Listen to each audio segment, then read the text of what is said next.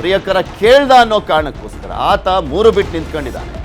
ಈಕೆನೂ ಕೂಡ ಆತನ ಜೊತೆ ಸೇರಿಕೊಂಡು ಅಮ್ಮ ದೊಡ್ಡಮ್ಮನನ್ನ ಬೆತ್ತಲೆ ಫೋಟೋ ಕಳಿಸಿದ್ದಾರೆ.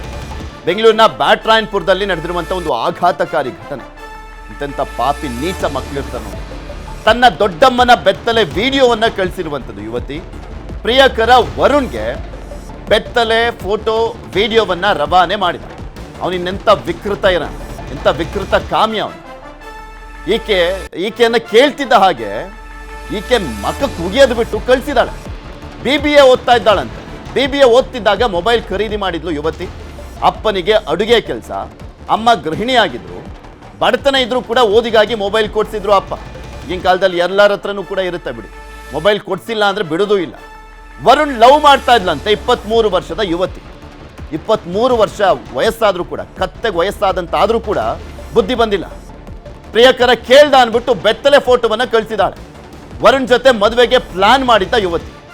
ಇವಳಿಗೆ ಎಷ್ಟು ಬುದ್ಧಿ ಇಲ್ಲ ಅನ್ನೋದು, ಮೆಚುರಿಟಿ ಇಲ್ಲ ಅನ್ನೋದು ಇದರಲ್ಲೇ ಗೊತ್ತಾಗತ್ತೆ ನೋಡಿ. ಈಕೆನ್ ಲವ್ ಮಾಡ್ತಿದ್ದಾನೆ, ಓಕೆ. ಬೆತ್ತಲೆ ಫೋಟೋ ನಿಮ್ಮ ಅಮ್ಮಂದು ಕಳಿಸು, ದೊಡ್ಡಮ್ಮನ ಕಳಿಸು ಅಂತ ಕೇಳಿದಾಗ ಇವಳು ಸುಮ್ಮನೆ ಕಳಿಸಿದಾಳಲ್ಲ. ವರುಣ್ ಜೊತೆ ವಿಡಿಯೋ ಕಾಲ್ ಮಾಡಿ ಮಾತನಾಡುವಾಗ ಸಿಕ್ಕಿ ಬಿದ್ದಿದ್ದಾಳೆ. ಆಮೇಲೆ ಮೊಬೈಲ್ ಚೆಕ್ ಮಾಡಿದಾಗ ಎಲ್ಲ ವಿಚಾರ ಬಯಲಿಗೆ ಬಂದಿದೆ.